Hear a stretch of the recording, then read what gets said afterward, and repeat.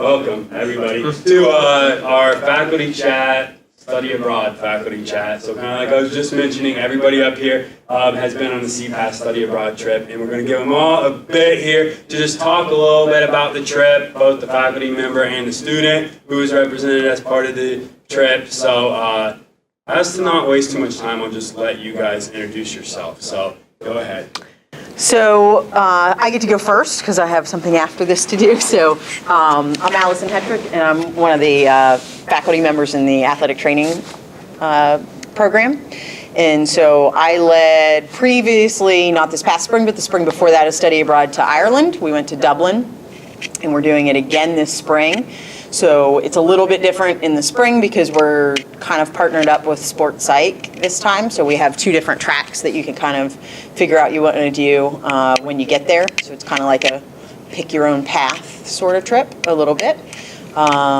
We fly over to Dublin and we'll spend every night in Dublin, but we'll do day excursions out into the different parts of Ireland.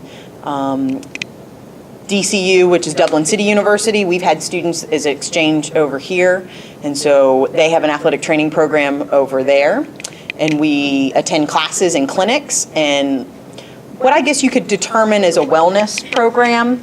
So it's a little bit like group fitness, but they do some research on some of the individuals dealing with heart disease and lung disease and diabetes. So it's sort of like a group fitness class that they have to check in, they pay and participate, and so they have a group of students that help run that over there at their university, and so we go to those clinics and get to work out with them. Everywhere you go there, they will immediately start singing Country Roads.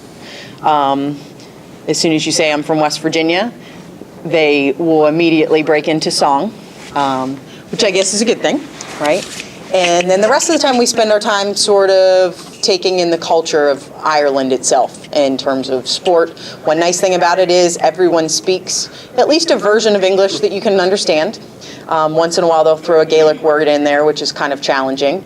But we're going to do this spring, we're going to do day excursions to the Cliffs of Moher, the Giant's Causeway, the Wicklow Mountains, which is where Braveheart and P.S. I Love You and the Vikings, which is a show, is filmed. And they do some Game of Thrones there as well. So if you watch any of that, some of that's filmed up in those mountains. So we do a day trip there. And then within DCU, we go to the Guinness Poorhouse, and we'll go to Crook Park, and we're going to attempt to go to a sporting event at Crook Park if they have something actually happening while we're there. Unfortunately, they haven't released the 2017 schedule yet, so we don't really know for sure. But two of the big sports, we do a tour at the park. They do hurling and Gaelic football, and Gaelic football is very similar to rugby. Whereas hurling is kind of a cross between lacrosse and baseball, I guess is probably the best way to explain that. So it's a little bit different. They kind of wear a helmet like you would see in lacrosse, but they use a stick that kind of resembles like a flat baseball bat / hockey stick, but it's about yay big. So it's played a little bit different. When we went last time, we got to play with some stuff at the park, and so we try to take in like sports. This time we're going to add sports psych, some sports psych, I guess, courses or some other things that will interest some other students other than just sports medicine wise. So that's sort of our trip in a nutshell.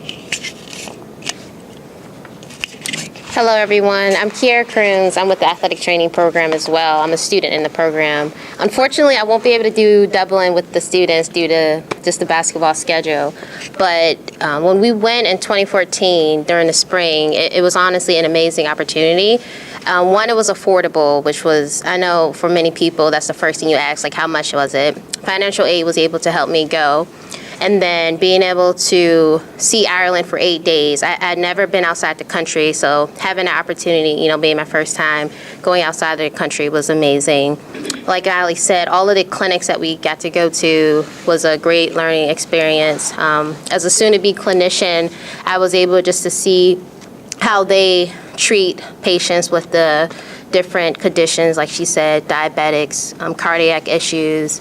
And then we refer to what we do as athletic training, they refer to as athletic therapy. So just seeing the differences and similarities of what they do and what we do was awesome. And honestly, some of the things that I saw from what they taught us, I use today. So, and then beyond the educational part, as a student, just, you know, we went to all the different pubs. The city life was amazing. We saw a lot of street artists every night, a lot of shopping. There were tourists. We weren't the only Americans there. So every time we went out, they could tell we weren't from there. They wanted to know. Like she said, everyone loved country roads as soon as we mentioned that we were from West Virginia. So I suggest looking into it if you can, and it'll be worth it. Nicely done. And that's a 3-credit experience. Two credits. Okay, hi everybody. My name's Sam Zizzi. I'm a professor in the Sport and Exercise Psychology program. Michelle and I are going to talk about an amazing trip we had to Southern Africa in the past summer. This particular study abroad is called Adventure South Africa, so it's partnered with what you guys probably know as West Virginia Adventure. So it's a little bit of a different focus in the trip, right? So you're going to expect different types of elements in exercise, and it's a bit more extreme, if you will. So students did a lot of different activities. You can help me list them off. Definitely some serious hiking. Mountain biking was involved. Kayaking. Horse riding was optional, but there was some horse riding. What else? A lot of hiking. A lot of hiking, up and down, and much, which I didn't really know, but there's some enormous mountains there in Southern Africa. Nothing on West Virginia. Absolutely nothing. Absolutely nothing, but still pretty amazing. This experience is at a different time of year. So the other 2 study abroads are spring break trips. This trip will be in the summer, and it will stay in the summer. It will next be offered in the summer of 2018, so it could be a good time frame for some review.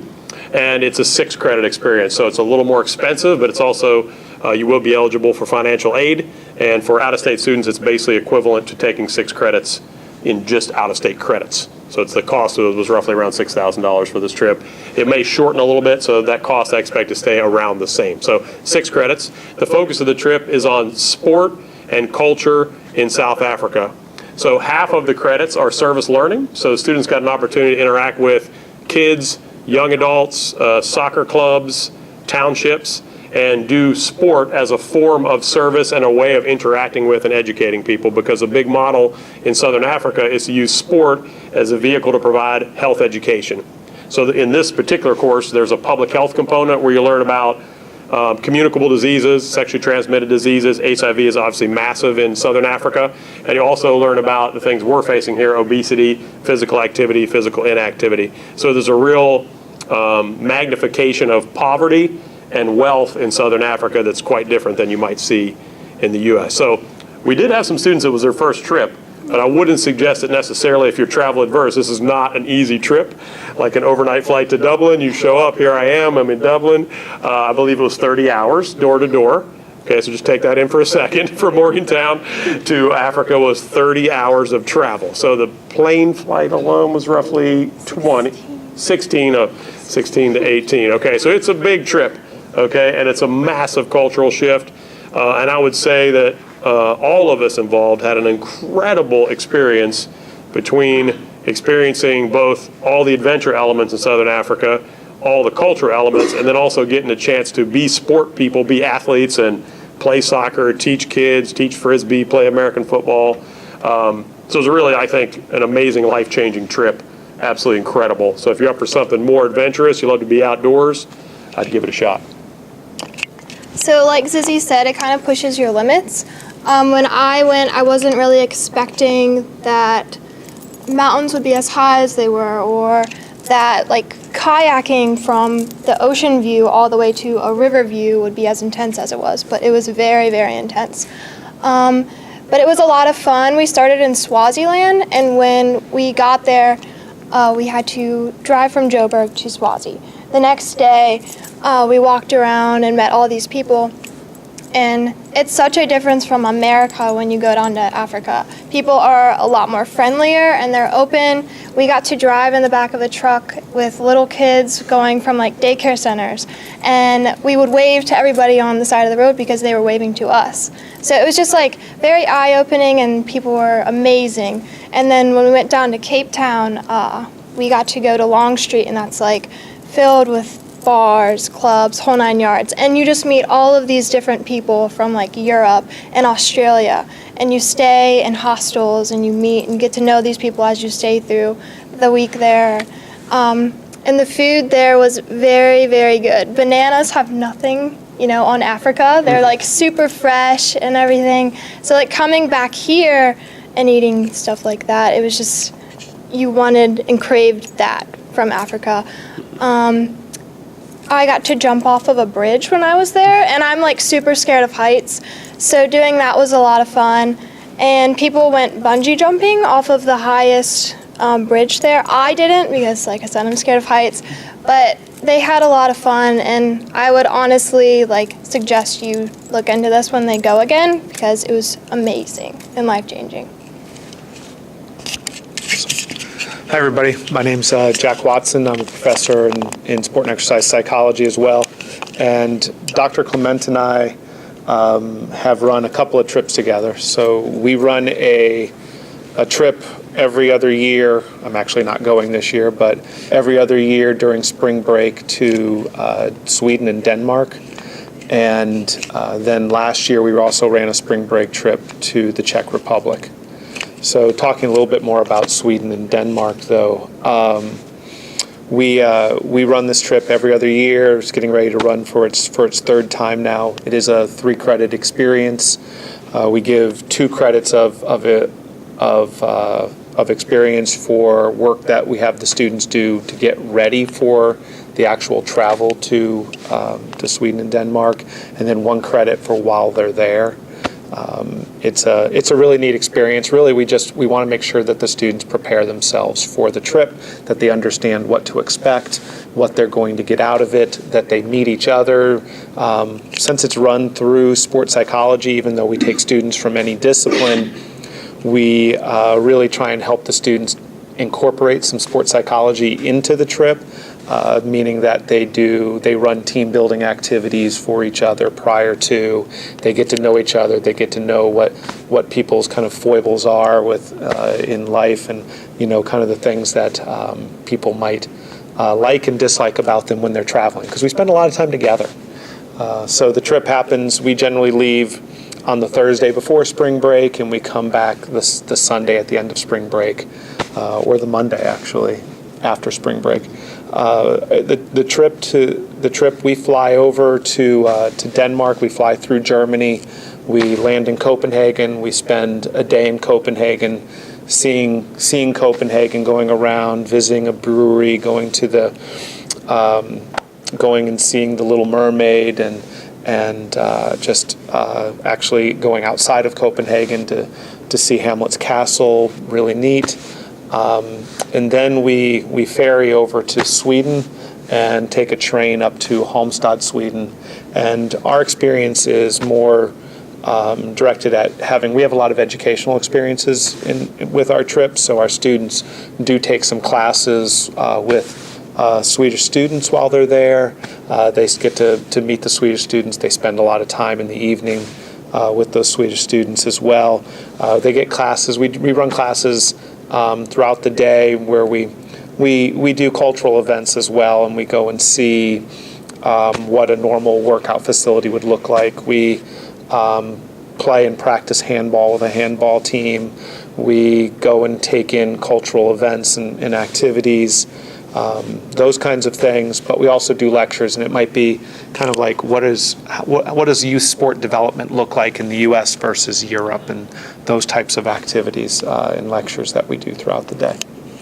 I'm going to stop talking there and let Dr. Clement add on. I'm not sure what he left for me, but Damien Clement, Associate Professor of Sport and Exercise Psychology. As Dr. Watson said, we've ran 3 trips together, so for lack of a better word, he's my roommate, and we get along fairly well together. He's also my boss, and I haven't killed him yet from going on one of these trips, and we get on fairly well. So that's one of the things you learn about being outside your comfort zone, and that's why I really like these trips, because you get to live in an element of the unknown. I think for students who haven't been outside the United States, you get to live in a different environment for a week. So, for instance, I think some of our students had to get used to when you walk in the US and you're walking on the sidewalks, you can walk wherever you want. You go to Europe, you probably, Hi, there's no personal space there.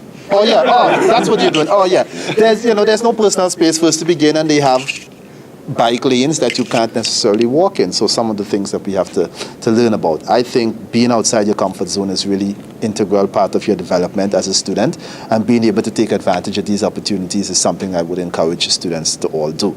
As Dr. Watson said, we're probably going to run a trip again this year. We're in the process now of recruiting students to hopefully go and make this a third go around on this trip.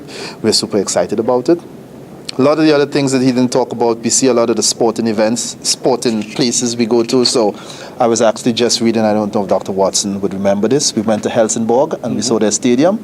Helsingborg was just relegated from the Premier Division in Sweden. Oh, was it really? Yes, it was, and I've yet to send Lucas an email about it because I think he would be a little bit touchy about it. So the sporting events are pretty awesome. I think we went to Czech Republic last year and we got an opportunity to go to a soccer match, and to go to a soccer match in Europe as a soccer fan myself was amazing.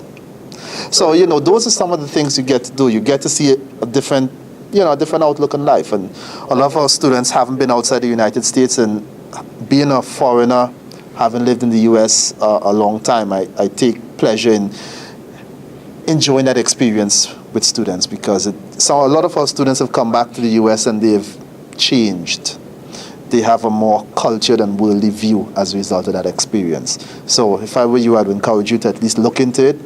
We try to run these trips every other year, so hopefully within your 4 years, you have 2 opportunities to at least go Sweden, South Africa, Czech Republic, if we do something like that, Ireland as well. So, and the main thing I want to say, these trips are not major specific.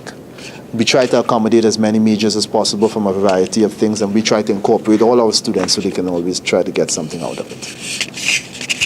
Hello, my name is Reagan Gather. I went on the Sweden trip, the Denmark-Sweden trip. As educational goes, it was amazing.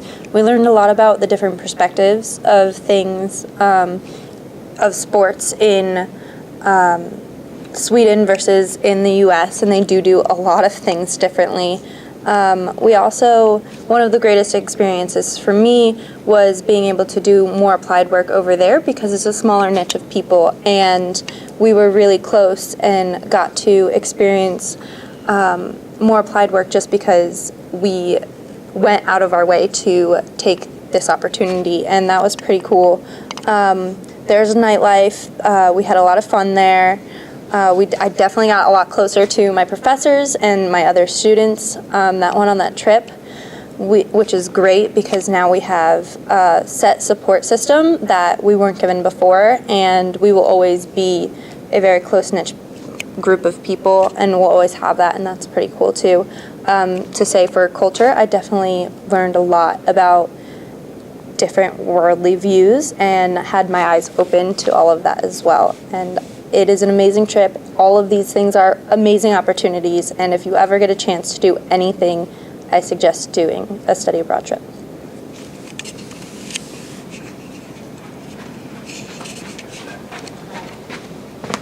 All right, thank you to everyone on the panel. We actually did really well with time. I'm very happy about that, so well done. I just wanted to make one other point. So as you heard, there's a lot of different opportunities within CPASS for study abroad. I don't think I've ever heard somebody say they studied abroad and regretted it, ever. I mean, that's just something everybody that really changes them when they're part of it. So I would seriously consider that if you haven't already. So I was hoping, and you guys don't have to be on camera, but if you guys can come up with like a few questions and I'll repeat them, for the video camera, and then we can ask the people on the panel. Anyone have anything that they're wondering as we're, Jacoby? How do you pay for that?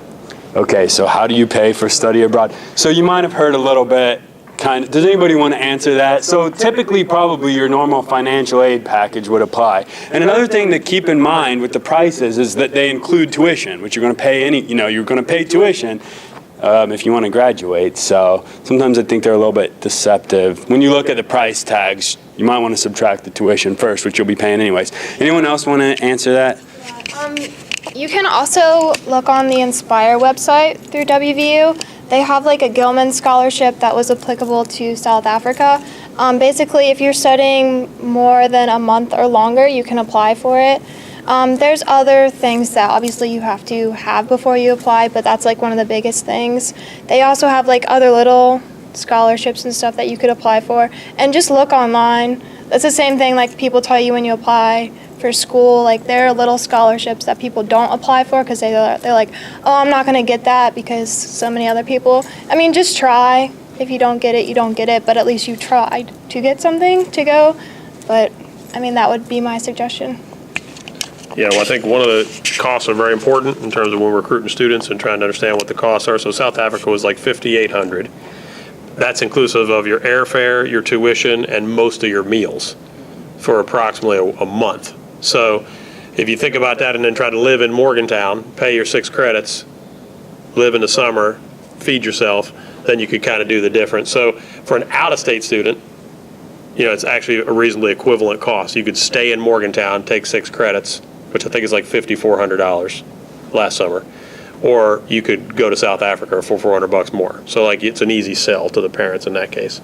If you're an in-state student, then yes, it would definitely cost more because those 6 credits are not going to cost you that same amount of money. So. And I can talk about from the standpoint of if you qualify for financial aid, you can go down to the financial aid office and explain to them that your cost of attendance has increased.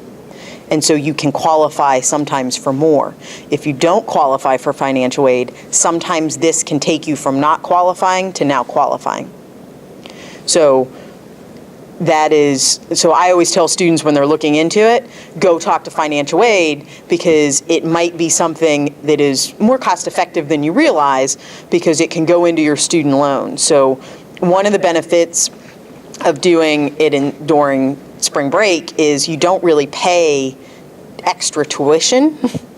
You just pay the cost of the trip because it's included in your spring tuition.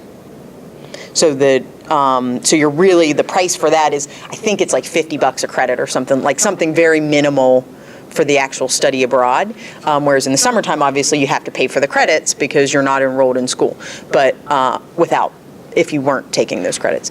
So if you go talk to financial aid, if it's something you're interested in, they may be able to help you with some of those problems because obviously you can look at scholarships, but if you don't get a scholarship, sometimes there's still ways that you can kind of do that. I would say, and you guys don't always see this benefit, but CPASS is actually sponsoring these trips to some extent, meaning that we have an international program that's putting money into these trips to make them more cost effective for the students. And I can also, on top of that, say that there should be, this time next year, I think that there will be a scholarship available within CPASS. So there's a donation coming in that will endow a scholarship for international study abroad. Any other questions? Anyone can come up with? Like I said, I'll repeat it. Go ahead, Jacoby. Is that South Africa trip coming up soon, or is it just a Sweden one? Okay, so he just wants to know exactly when the trips are upcoming, specifically South Africa. I'll just speak for everybody. I believe we got 2017 going to spring break to Ireland. We got Sweden 2017, so then those would be slotted potentially for 19 as well, most likely. The South Africa trip will be the summer of 2018. Okay, so that means you would apply, early spring of 2018 will be the application for that. So it's usually about 3 to 4 months in advance we have to apply and be ready for that. So in terms of when you have to go home and ask mom and dad, hey, I want to go on this trip, right? If you want to go to Ireland or Sweden, now's the time. But if you know that that's a trip you want to go on, right, that also gives you a year and a half to figure out the money So whether if your summer job or whatever it is that you're doing, it might be something you could save up for. Like I usually try to tell my students 6 months to a year ahead of time, just to say, hey, like you got birthdays, Christmas, like start asking for the money now, because it's hard to ask for it all at once, but it might be something you can save over time. I will say, we all, many of us evaluate students for graduate school, and I can tell you from reviewing literally probably close to thousands now, it's getting on to thousands applications. When I see a student has studied abroad, that's serious bonus points on their application, because that shows a different level of maturity. That's a different set of experiences that you just can't get studying at the university that you're at. Okay, so and the longer that study abroad, the more I would count that. So I'm excited if they went for a week or 10 days. I'm more excited if they went for a month, and if they took a whole semester, I'm even more impressed, because that just shows a different level of worldliness, especially if you're not getting that from where you're from. Right, which it sometimes in West Virginia, our students don't have the opportunity to do that. So I would highly recommend it. All right, any last questions for anyone on the panel? Go ahead, Destiny. Maybe by chance know what the sports management trip is. I know they sent a message out. Okay, so I'm going to just repeat that so everyone can hear it. So she was asking if there's any specific trip for the sport management major. I'm going to let Dr. Watson answer that. So again, all of the trips that are done are for every major. But there is a trip that's being run by a sport management faculty member. It'll basically be a May term trip, so it happens right after the spring semester ends, and it's going to go for, I think, 2 weeks. It's going to the Dominican Republic, and it's a baseball trip to the Dominican Republic, and they'll be doing different side trips around to see the baseball training facilities inside the Dominican Republic. It'll actually be run with 2 universities, so it'll be run in conjunction with West Virginia University and James Madison University. It is this coming May. The only application that do that right now? You would, and again, I don't want to speak like I know 100% of everything, but you would need to be registered for a class that is the last 8 weeks of the spring. So you would need to get that class. You have to have that class in there. So you would register for it. It's a, I don't know if it's 1 or 2 credit class that you would take the last 8 weeks of the spring. It's going to be offered, I think, 2 days a week for 8 weeks. And then you would sign up for another class over the summer for those 2 weeks. Do you know how much this is costing? It was under $3,000. I don't think it was a lot under $3,000. I believe, Allie, you reviewed that as well. I'm thinking $2,700 or $2,800. It's right around 3,000, something in that range.